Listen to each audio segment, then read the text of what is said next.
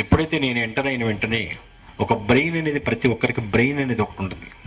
అక్కడ నాడీ వ్యవస్థ, న్యూరాన్స్, ఆ బ్రెయిన్లో దానికి పొరల కింద హైపోథాలమ్ అనేసి ఒక పదార్థం ఉంటుంది. ఆ బ్రెయిన్లో కెమిస్ట్రీ జరుగుతుంటుంది ప్రతి ఒక్కరికి, ఎవరికైనా సరే, పుట్టిన ప్రతి మనిషికి, జీవికి. ఆ కెమిస్ట్రీ జరుగుతున్నప్పుడు దాంట్లో జరిగేటువంటి స్పందన, ప్రతిస్పందన, లేదంటే ఒక రసాయనిక చర్య అనేది మనసుగా అని నిర్వచించుకోవచ్చు, అనుకోవచ్చు. అంతవరకే. మనసు అనే దానికి మనం ఉనికి లేదనుకున్నాం. ఆ మనసు అనేది నా సొంతం అవుతుంది. ఎప్పుడైతే నేను ఎంటర్ అయిన తర్వాత సబ్ కాన్షియస్నెస్లో ఉన్నది సెమీ కాన్షియస్నెస్లోకి తీసుకువెళ్తాను.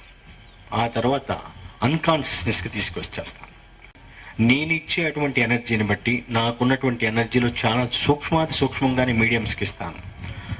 అలా అన్కాన్షియస్నెస్కి 5 నిమిషాల్లో వీలైనంత వరకు, అంటే అట్లీస్ట్ ఎక్కువ, మరీ కొంతవరకు లేట్ మీడియం అయితేనే అది కొంతవరకు సెట్టింగ్ అనేది టైం పడుతుంది అనుకుంటేనే 5 నిమిషాలే తీసుకుంటాను. 5 నిమిషాలు అన్కాన్షియస్నెస్ తీసుకెళ్తాను. బాహ్య స్మృతి అనేది కోల్పోతుంది. ఇతని ఆలోచన ఇతను కాదు, ఇతని మనసు ఉంటుంది, ఇతనిది కాదు. మాట్లాడేది ఇతనిది కాదు.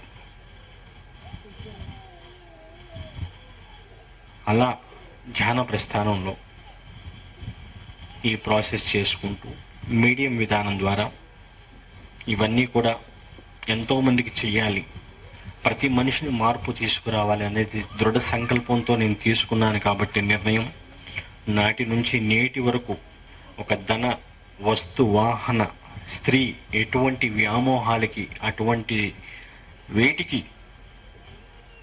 దాసుణ్ణి కాదు. కాబట్టి కర్మాతీతులం, కాబట్టి మానవులకు అతీతం, కాబట్టి బ్రహ్మచారులం, కాబట్టి